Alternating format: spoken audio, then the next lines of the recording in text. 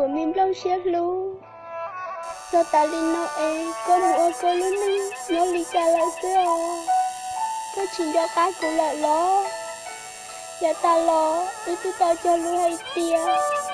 Nếu xít lúc mình có ta tiền nó nè. Tôi lì cho nó.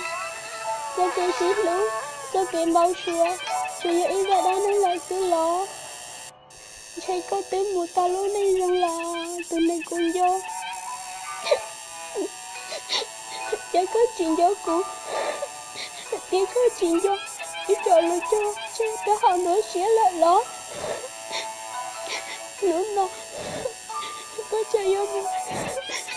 Nó lúc ơn đánh. Lại cái tiên lý. Vô lý chà. Chạy ta có. Đã hạ cổ lúc xíu mù.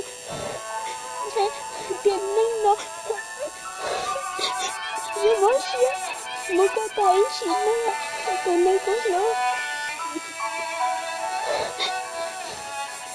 Chạy tụi đấy. Đôi mù. Chỉ muốn nóng. Được đó là. Tụi này cũng hứa tiền nó. Một lượt tôi là chết. Chạy. Giờ chỉ muốn nóng. Làm chỉ có. Đôi là hả. Sao hỏi tiền. Tiền nó. Chị ta lúc có tiền. Chị ta tự hỏi có lý do nè. Là chị cũng mất chuyện rồi. Có lúc mình sửa luôn. Có lúc mình là cái gì. Đó họ cũng đấy gì. Nhưng chỉ muốn nốt lắm. Lìa. Cũng mà chị. Ý cho cái lúc. Đó họ rất là. Mình có thấy thì. Tiền nó. Thôi có muốn đời lúc vô luôn đấy. Cô chẳng đơn thì chủ mua cho bác tí lại xưa. Chị cũng mà ô tô nhớ tỏ cá. Chị cũng mà đi do có một cái giặc của tiền nó xứ. Cô chết đâu có bao hỏi tiền.